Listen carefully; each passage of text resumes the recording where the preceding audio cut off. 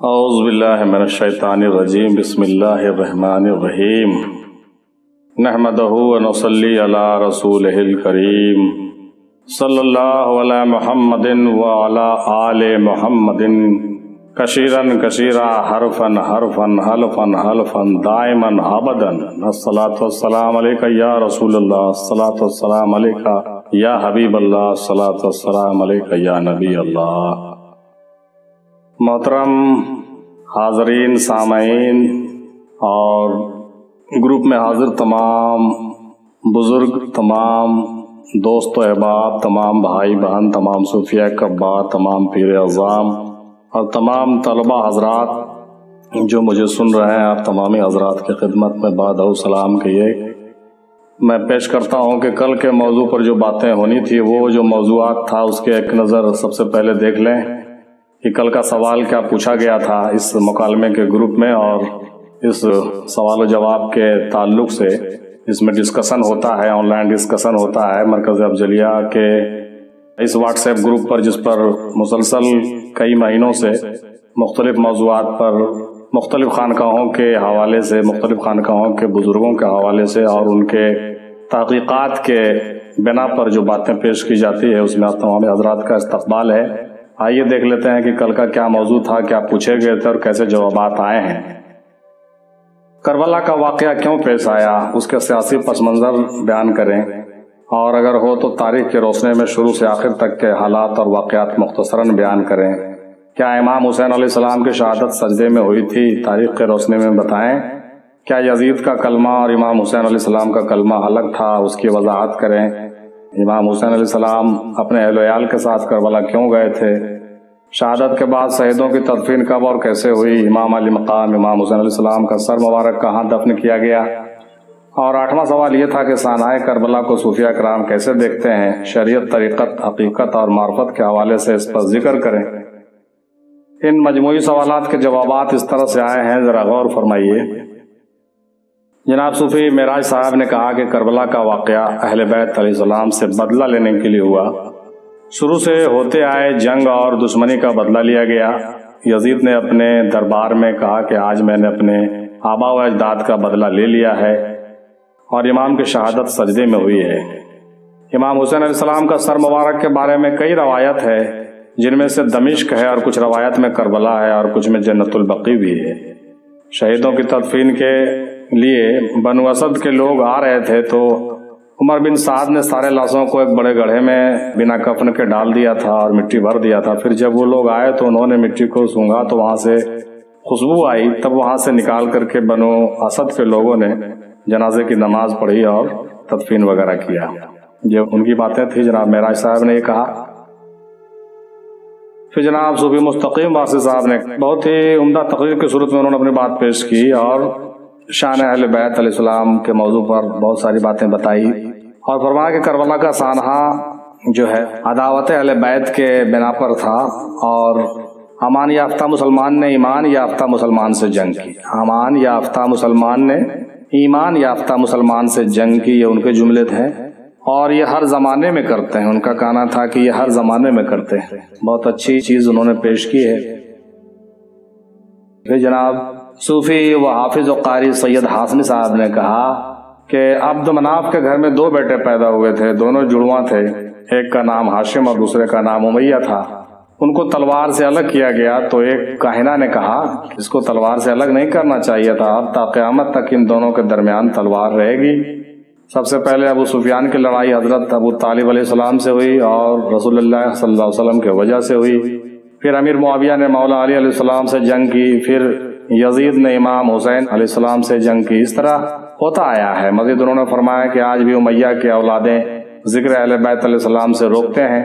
مزید انہوں نے فضیلت اہل بیت پر بہت سارے احادیث بھی پیش کیے ہیں، اور مزید یہ کہا کہ امام حسین علیہ السلام کو کربلا میں گھیرا نہیں گیا تھا، بلکہ امام حسین علیہ السلام نے دین کے اصل دشمن کو کربلا میں گھیر لیا اور بتا دیا کہ یہ ہی اصل دشمن ہیں۔ بہت بڑی بات کہی انہوں نے۔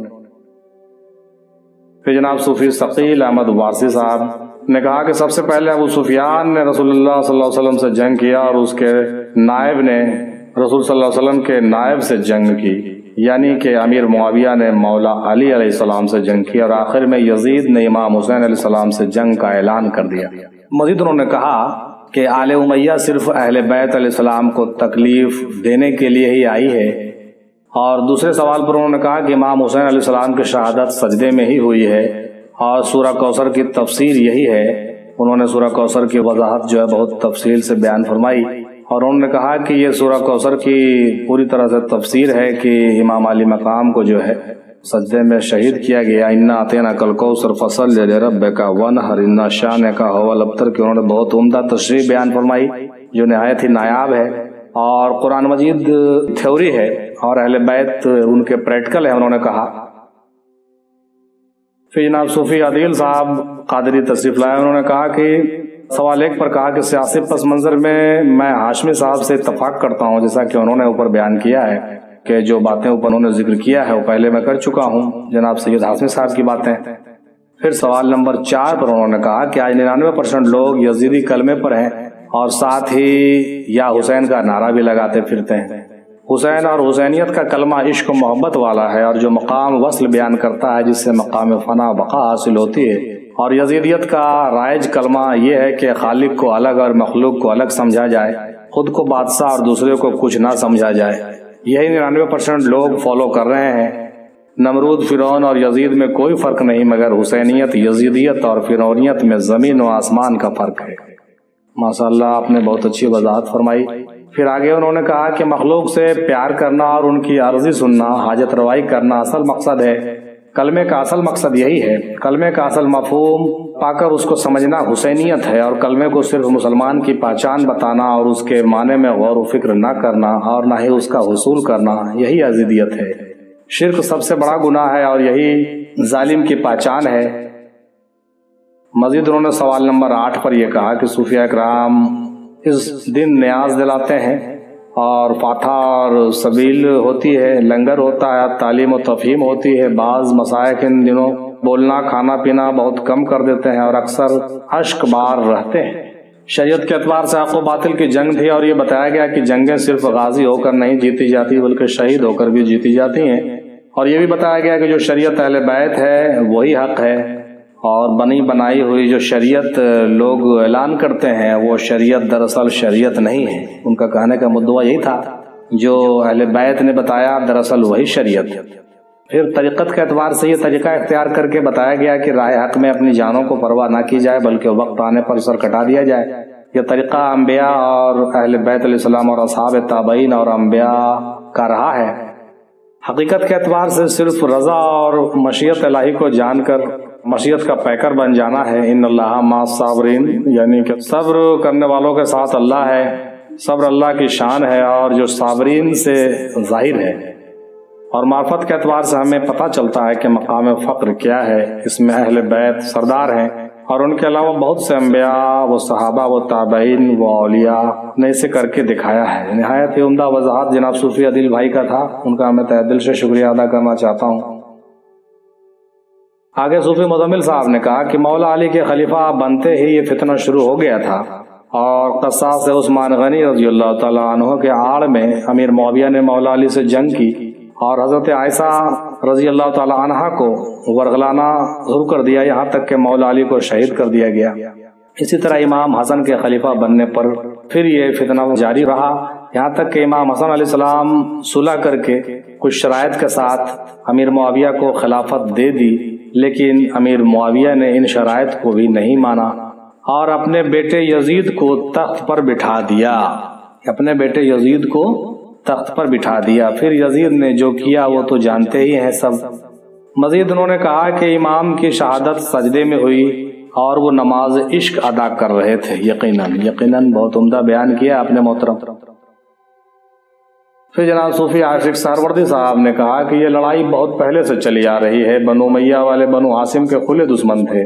امیر معاویہ کے مرنے پر یزید نے اعلان کیا کہ میں ملک کا خلیفہ ہوں اور مذہب کا امام بھی ہوں، اور مروان کے ذریعے امام حسین علیہ السلام کو پیغام بھیجا کہ میرے ہاتھوں پر بیعت کر لو، تو امام علیہ السلام نے صاف منع کر دیا اور پھر اپنے اہل ویال کے ساتھ جانب کوفہ چل دیے۔ صرف بیٹی صغرا کو اور ام سلمہ کے ہمراہ کر کے چھوڑ کے چلے گئے۔ پھر راستہ میں ہی کربلا میں عبید اللہ ابن زیاد نے آپ کا راستہ روک لیا اور کہا کہ آگے نہیں جا سکتے ہیں اور نہ ہی لوٹ سکتے ہیں۔ تو امام نے کہا کہ ہم ہندوستان چلے جائیں گے، لیکن اس نے آپ سب کو گھیر لیا۔ پھر آپ نے وہیں خیمہ لگایا اور 7 تاریخ سے آپ پر پانی بند کر دیا گیا اور 10 تاریخ کو شہید کر دیا گیا۔ یہ جناب عاشق سرودی صاحب تھے جنہوں نے اتنی وضاحتیں بیان کی، بہت بہتر۔ اب جناب محترمہ سیدہ اختر محمودہ صاحبہ نے کیا بیان کیا؟ آپ کہتے ہیں کہ کچھ روایت میں مدینہ میں سر کو دفنانے کا ذکر ہے اور کچھ روایت میں کربلا میں سر کو امام علی مقام کے سر مبارک کو دفنانے کا ذکر ہے، اور بعض روایات میں ہے کہ جب یزید نے حکم دیا تھا کہ امام کو سر کو گھمایا جائے تو گھماتے گھماتے اسقلان پہنچا تو وہاں کے امیر نے سر مبارک کو دفنا دیا۔ پھر اسقلان میں فرنگیوں کا غلبہ ہوا تو ایک صالح نام کے آدمی نے، جو مصر کے نائب تھے، 30,000 دینار دے کر امام حسین علیہ السلام کے سر مبارک کو مصر لانے کی اجازت لے لی، اور 18 جمادی الاول کو 548 ہجری کو مصر لے آیا۔ اس وقت بھی سر مبارک کا خون تازہ تھا، سبحان اللہ سبحان اللہ، اور اس میں مشک و عنبر کی خوشبو آتی تھی۔ پھر اسے وہیں دفنا دیا گیا۔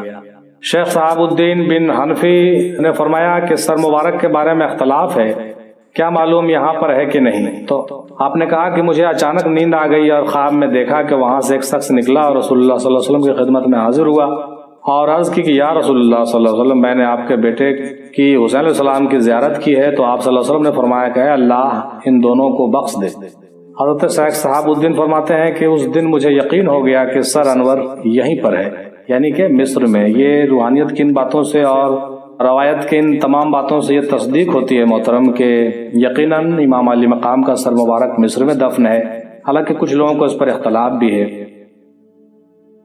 اب آگے جناب الطاف علوی صاحب کا ذکر آتا ہے۔ انہوں نے کیا کہا؟ انہوں نے کہا کہ کربلا بغض اہل بیت کے سبب سے ہوا۔ کربلا بہت سے واقعات کا مجموعہ ہے۔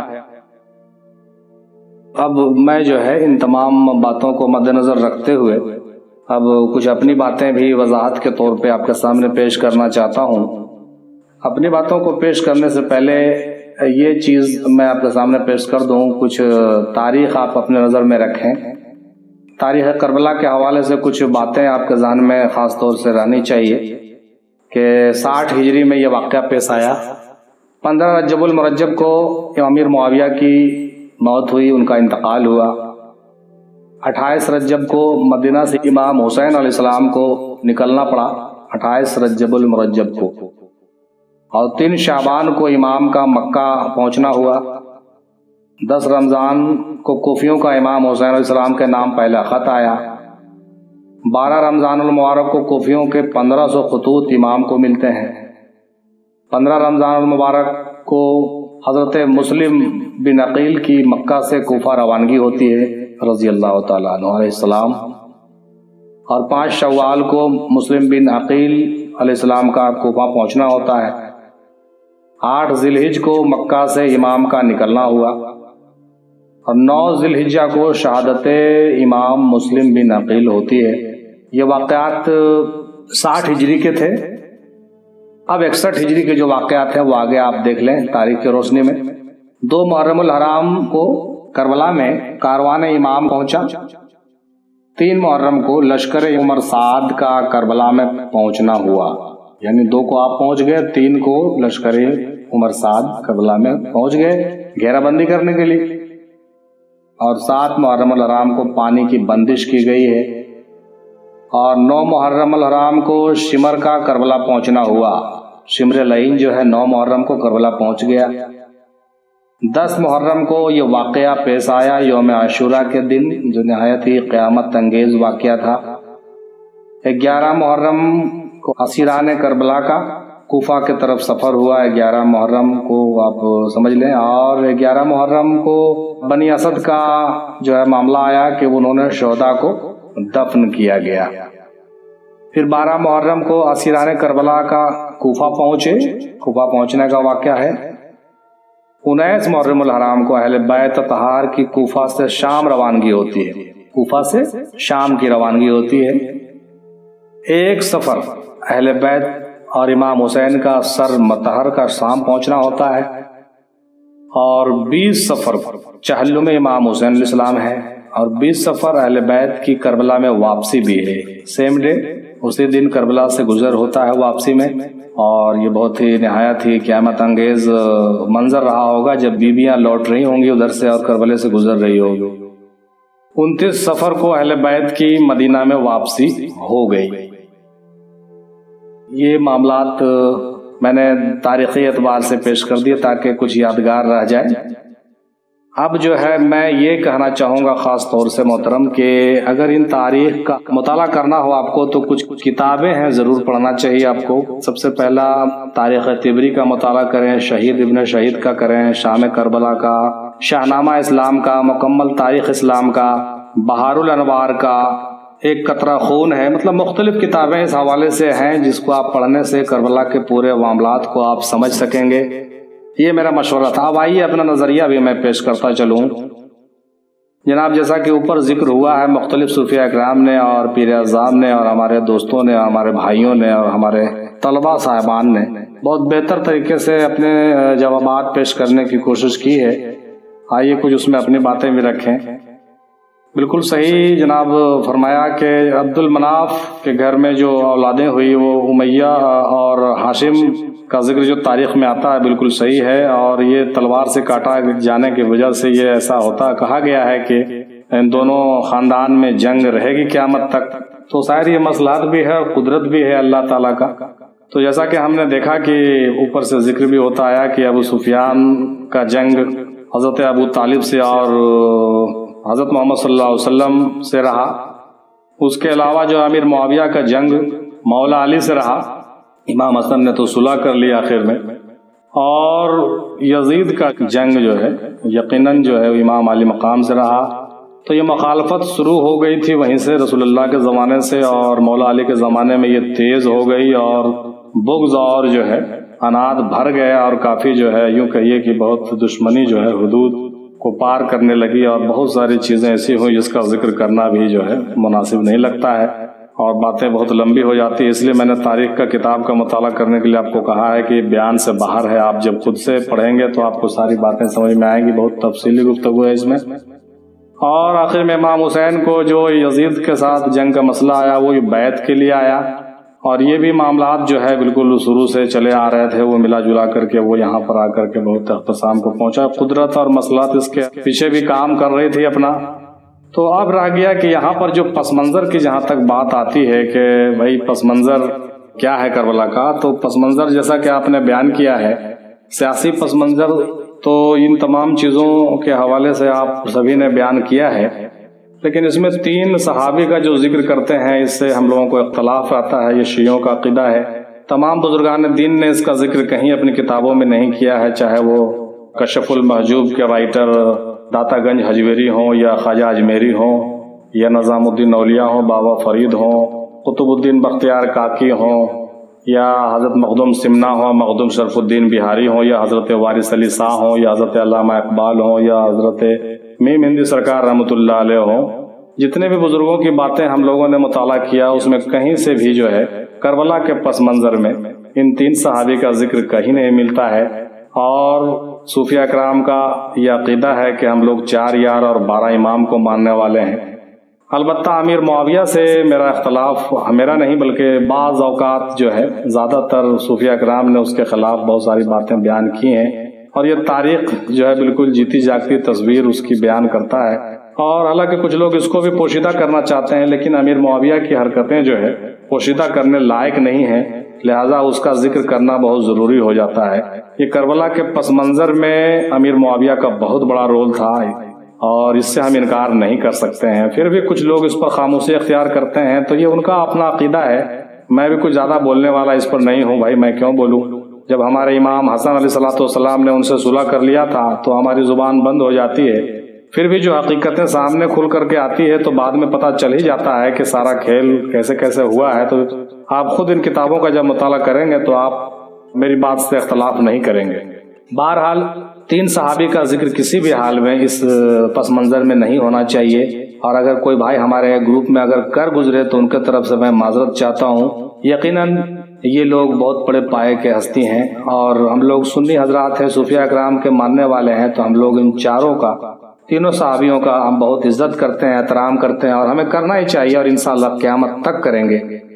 اب رہا بات امیر معاویہ کا، اور اس کے علاوہ جو لوگ تھے، مروان بن حکم تھے یا جو بھی لوگ تھے ان کے ساتھ، تو میں ان کا تو بالکل نام کھول کے لینا چاہتا ہوں، اس میں مجھے کوئی مذائقہ نہیں ہے، اور خود تواریخ بولتی ہے ان لوگوں کے بارے میں، ہم کچھ نہیں کہہ سکتے ہیں، ہم لوگ زیادہ کہنے کی ضرورت بھی نہیں ہے۔ تو میں نے اپنا عقیدہ اور اپنا افضلیہ عقیدہ پیش کیا اور صوفیہ کا عقیدہ پیش کر دیا، باقی تمام حضرات کی مرضی ہے مانے نہ مانے، لیکن یہ پس منظر جو ہے، سیاسی پس منظر کا معاملہ جو تھا، یقیناً اس سے بالکل تعلق رکھتا ہے، اور یہ ساری باتیں جو ہے ہوئی ہے۔ سوال پہلے نمبر سوال کا کہ کربلا کا واقعہ کیوں پیش آیا، اس کا سیاسی پس منظر آپ نے دیکھ لیا، یہ پرانی باتیں تھی۔ اب جو ہے کہ اگر ہو سکے تو روشنی ڈالی، تو روشنی کیا ڈالنا ہے بھائی، میں کربلا کے تاریخ کی روشنی ڈالنے سے بالکل قاصر ہوں، اور میں اس کی جسارت نہیں کر سکتا، مجھ سے نہیں ہو سکتا ہے۔ آپ کتابوں کا مطالعہ کر لیجئے گا تو آپ خود سمجھ لیجئے گا انشاءاللہ تعالیٰ، ایسے ہلکی پھلکی باتیں تو بیان ہو ہی چکی ہے۔ اگلا سوال ہے کہ کیا امام حسین علیہ السلام کی شہادت سجدے میں ہوئی تھی، تاریخ کی روشنی میں بتائیں۔ تو یقیناً یہ آپ ایسا نہیں کہہ سکتے ہیں کہ انہوں نے مصلی بچھا کر کے نماز پڑھی تھی، لیکن جس منظر سے آپ دیکھیں گے، جو منظر کسی ہے کربلے میں کہ گھوڑے پر جس طرح سے تیروں سے گھائل ہوئے، اور آخر سجدے کے روح میں بالکل سجدے کے کہیے کہ باڈی لینگویج کرتے ہوئے وہ نیچے گرے، اور یقیناً جو ہے وہ اس کو ہم ایسے کہہ سکتے ہیں کہ وہ نماز عشق تھی، اور خون کے وضو سے انہوں نے نماز عشق ادا کی، نماز قائم تھی ان کی، اور فنائیت کی انتہا انہوں نے جو ہے کر کے دکھایا، اور عشق کی بلند ترین منزلوں پر جو ہے پہنچ کر کے انہوں نے جو ہے یہ نماز ادا کی ہے۔ یقیناً اس میں تاریخی روشنی کی کوئی ضرورت ہی نہیں ہے، چونکہ یہ شہادت ہے، اور وہاں پر عبادت کی بات نہیں بلکہ وہ شہادت کی بات ہے، لہذا امام حسین علیہ السلام سجدے کے حالت میں گرے، اور زخمی حالات میں بالکل جو ہے ان پر خنجر چلایا گیا، سجدے کے صورت میں ان کو شہید کیا گیا، اور یقیناً یہ بہت ہی قیامت انگیز واقعہ تھا۔ انا للہ و انا الیہ راجعون، یا حسین حق حسین۔ تیسرا سوال تھا کہ کیا یزید کا کلمہ اور امام حسین علیہ السلام کا کلمہ الگ تھا، اس کی وضاحت کریں۔ تو اس کا ذکر تو ابھی اوپر اپنے کیا گیا ہے، ان لوگوں نے کیا ہے کہ کلمہ تو الگ نہیں تھا، مگر سمجھ کا فرق تھا۔ یزید کا کلمہ صرف وہ کلمہ گو تھا، یہی اس کا کلمہ تھا، لیکن حسین علیہ السلام سراپا کلمہ تھے، اور جیسا کہ بزرگوں نے لکھا ہے کہ وہ کلمہ کے مکمل پیکر تھے، اور باقی باتیں تو آپ خود سمجھ رہے ہیں۔ اگلا سوال تھا کہ امام حسین علیہ السلام اپنے اہل عیال کے ساتھ کربلا کیوں گئے تھے۔ تو اس کا جواب یہ ہے کہ کوفے والوں نے بلایا تھا خلافت سنبھالنے کے لیے اور امامت کرنے کے لیے، البتہ وہ دھوکہ تھا، دھوکہ دھڑی ہوئی ان کے ساتھ، جیسا کہ اوپر ذکر ہوا کہ خطوط کو دیکھ کر کے وہ گئے تھے، لیکن بعد میں پتہ چلا کہ نہیں، ان تمام لوگوں کو جو ہے ڈرا دھمکا کر کے جو ہے وہ سارے لوگوں کو یہ کر لیا گیا، تو وہ لوگ پھر گئے، تو پھر معاملہ کیا ہوا کہ صاحب معاملہ بالکل الٹ گیا، اور دھوکے سے بلا کر کے، ان کا تو سازش تھا کہ دھوکے سے بلا کر کے یہ معاملہ کیا جائے، لہذا وہی ہوا۔ یہ تاریخ کے حوالے سے آپ یہ بات سمجھ رہے ہیں، جانتے بھی ہیں۔ دوسری بات یہ بھی ہے کہ بچپن کا وعدہ تھا، ان کو نبھانے کے لیے ان کو جانا بھی تھا، تو تمام اہل و عیال کو لے کے جانا ضروری تھا، چونکہ وہ سب کچھ جانتے تھے کہ آگے کیا ہونے والا، ایسی بات کہ نہیں، ان کو تو بچپن میں سب کچھ بتا دیا گیا تھا۔ یقیناً جو ہے اللہ اور اللہ کے رسول کی موجودگی میں ایک ایگریمنٹ ہوا تھا، جس پر ہم نے تو یہاں تک پڑھا ہے کہ دونوں شہزادوں نے دستخط بھی کیا تھا، مولا علی نے بھی دستخط کیا تھا، بی بی فاطمہ نے بھی دستخط کی تھی علیہ الصلوۃ والسلام، اور رسول پاک صلی اللہ علیہ وسلم نے بھی دستخط کیا تھا، تو یہ معاملہ بنا ہوا تھا پہلے سے صاحب، یہ تو صرف ہونا تھا، وقت کا انتظار تھا، لہٰذا ان کو تمام اہل و عیال کے ساتھ وہ ایک کہیے کہ حکومتی پس منظر کے مد نظر پھر جانا پڑا ہے کہ حالات ایسے پیدا ہو گئے، لیکن دراصل وہ جانا تھا، بچپن کا وعدہ نبھانا تھا، اور یہ سب کچھ ہونا تھا صاحب۔ چلیے اس کے بعد ہے کہ شہادت کے بعد شہیدوں کو تدفین کب اور کیسے ہوئی، تو جیسا کہ اوپر ہمارے بھائی نے ذکر کیا ہے، قبیلہ بنی اسد کے لوگوں نے ایک دن کے بعد تمام لاشوں کو دفن کیا تھا، نماز جنازہ بھی ان لوگوں نے پڑھی تھی، تاریخ تو یہی کہتی ہے۔ اس کے بعد اگلا سوال ہے کہ امام علی مقام امام حسین علیہ السلام کا سر مبارک کہاں ہے، اس پر میں نے ذکر کیا ہے، پہلے بھی ذکر ہو چکا ہے، میں اس سے اتفاق رکھتا ہوں۔ روایت کے مطابق کچھ لوگ کہتے ہیں کہ وہیں پہ دفن کیا گیا آخر میں، کچھ لوگ کہتے ہیں یہ روایت کے مطابق کہ مصر میں ہے، اور کچھ لوگ کہتے ہیں کہ نہیں وہ جو ہے مدینے لایا گیا۔ تو میں جو ہے مصر والے معاملات سے زیادہ اتفاق رکھتا ہوں، کیونکہ ان کے جو سند ہیں کچھ روحانی طور سے بھی صحیح ہیں اور کچھ دوسرے روایت سے بھی تصدیق اس کے ہوتے ہیں البتہ۔ اب اگلا سوال ہے کہ 8واں سوال ہے کہ سانحہ کربلا کو صوفیہ کرام کیسے دیکھتے ہیں، شریعت، طریقت، حقیقت و معرفت کے حوالے سے بتائیں۔ تو یہ بہت ہی عمدہ سوال ہے صاحب، اس پر ذرا سا کنسیڈر کیا جائے خاص طور سے کہ اس مارکے کو جو ہے صوفیہ کرام عظیم سبق کے طور پر دیکھتے ہیں یقیناً، اور یہ اسلام کے مغز کے طور پہ اس کو سمجھا جانا بھی چاہیے۔ دین محمدی صلی اللہ علیہ وسلم کا اصل جوہر کے طور پر بھی اس مارکہ کو سمجھنا چاہیے، سانحہ کو سمجھنا چاہیے۔ اور اب یہ دیکھیے کہ شریعت میں کیا ہے تعلیم، شریعت اس کے بارے میں کیا سمجھا جائے شریعت کے حوالے سے۔ تو میرا یہ ماننا ہے محترم کہ اللہ سے کیے گئے وعدہ کو وفا کرنے کے لیے یہ واقعہ پیش آیا، نانا کے امت کو بخشوانا تھا اس لیے واقعہ پیش آیا، حق و باطل کے امتیاز کے لیے اور فرق ظاہر کرنا تھا، امام علی مقام کو بتانا تھا کہ حق و باطل کو پہچانیے اور اس میں امتیاز کیجیے، بلکہ دونوں میں ملت نہیں کیجیے بلکہ حق و باطل کو اچھے سے پہچانیے اور اس میں فرق محسوس کیجیے اور حق کے طرف ہو جائیے، حق کا ساتھ دیجیے، یہ میسج ہے شریعتاً۔ اور کسی بھی حال میں باطل کے آگے نہیں جھکیے کسی بھی حالت میں، اور تقوی و پرہیزگاری پر قائم رہیے۔ طریقت کا کیا سبق ہے اس میں یہ دیکھیے، طریقت میں بھی یہ سبق خاص طور سے نوٹ کیا جائے کہ حق و باطل کو خوب پہچان کر اس کو جدا کرنا چاہیے، اپنے تمام اہل و عیال اور اقتدار سے اوپر حق کو سمجھنا چاہیے، اپنے تمام اہل و عیال، اپنے تمام خیش و اقارب، اپنے تمام دنیاوی محبت، اپنے تمام ضرورتیں، اپنی تمام راحتیں، اپنی تمام جو چیزیں ہیں، عزتیں بھی کہہ لیجیے آپ، تمام عزتوں، دولتوں، شہرتوں، اقتدار اور اہل و عیال سے اوپر آپ کو حق کو سمجھنا چاہیے، یہ طریقت کا میسج ہے۔ اور سب سے عزیز اللہ رسول کو رکھنا ہوگا، یہ بھی ایک بہت بڑا میسج امام علی مقام دے رہے ہیں کربلا پہنچ کر کے۔ اس کے بعد مکمل ہستی کو فنا کرنا ہوگا اور فنائیت کی منزلوں کی انتہا کرنے کی انہوں نے تلقین کی ہے اور انہوں نے کر کے دکھایا، ٹاپ کر کے دکھایا۔ میں تو کہوں گا کہ فنائیت کی منزلوں میں وہ ٹاپر ہے، ٹاپر۔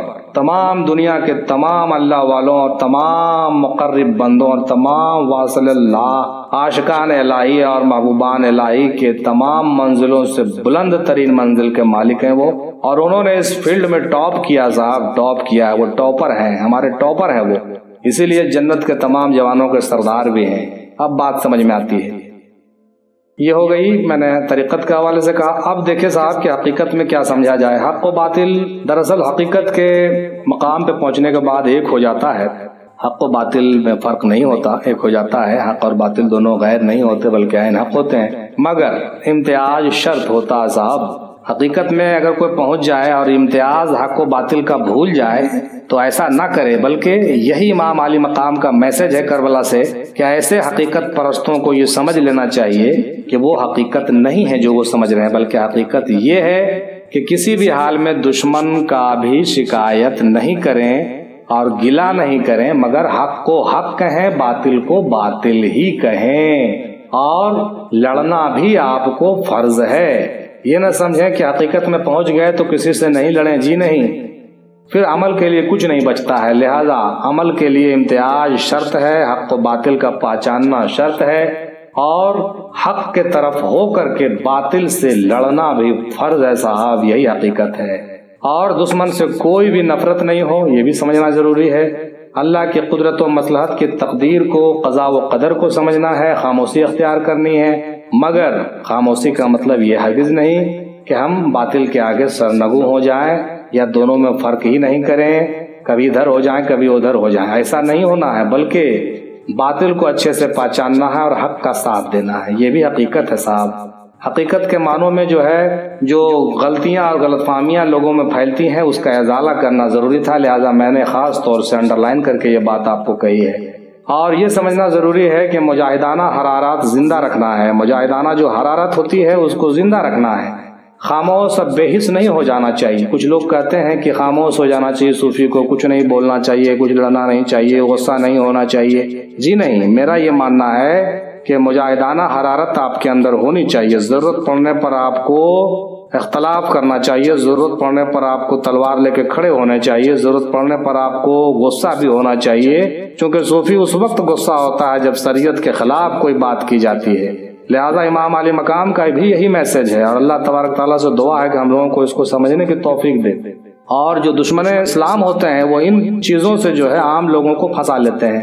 وہ بتاتے ہیں کہ دیکھیے یہ غلط کام ہو رہا ہے، یہ مجاہدانہ حرارت اسلام میں حرام ہے، غصہ حرام ہے، لڑنا حرام ہے، اس طرح چھوٹی چھوٹی باتیں کہہ کر کے وہ لوگوں کو اکسا دیتی ہے، اور وہ اپنے اس طرح سے جو ہے دھوکہ فریب سے وہ جنگ جیتنا چاہتی ہے۔ لیکن حقیقت یہ نہیں ہے، حقیقت یہ ہے کہ ترک جہاد نہیں کرنا ہے، جہاد کے لیے تیار رہنا ہے، ظاہراً بھی باطناً بھی، اور مجاہدانہ حرارت زندہ رکھنا ہے، اور باطل کے آگے سرنگوں کبھی نہیں ہونا ہے، چاہے سر کٹانا کیوں نہ پڑ جائے۔